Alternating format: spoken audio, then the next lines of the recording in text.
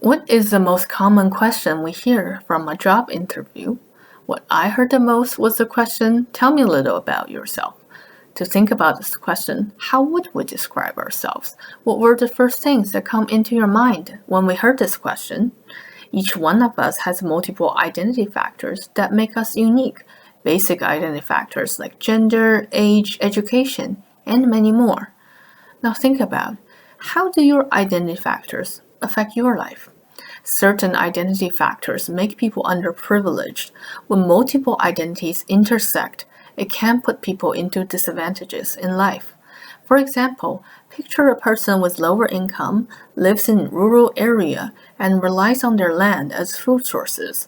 When extreme weather condition hits due to climate change, their experience would be very different than a person who lives in an urban area, has reliable housing and transportation, can easily get to a grocery store.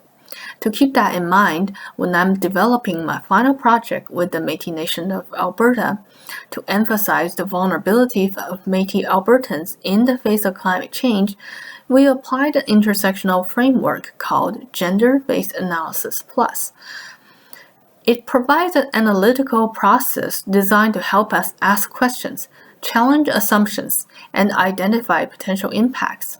The Health and Climate Change Toolkit was created for educating Métis citizens on issues where climate change and health intersect. GBA Plus framework was referenced generally throughout this project.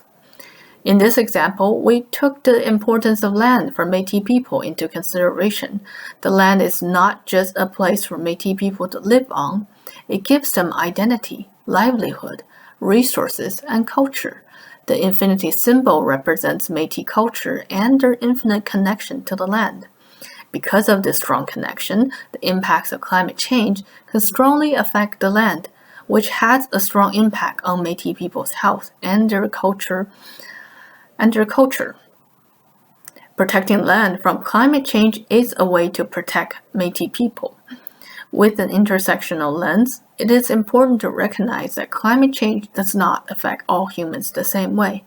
The impact of climate change can put marginalized groups into emergency situations that require immediate support. Potential negative impacts can be reduced by recognizing people's needs and planning to respond to their needs based on the diverse identity factors. I asked the question earlier about how your identity factors affect your life.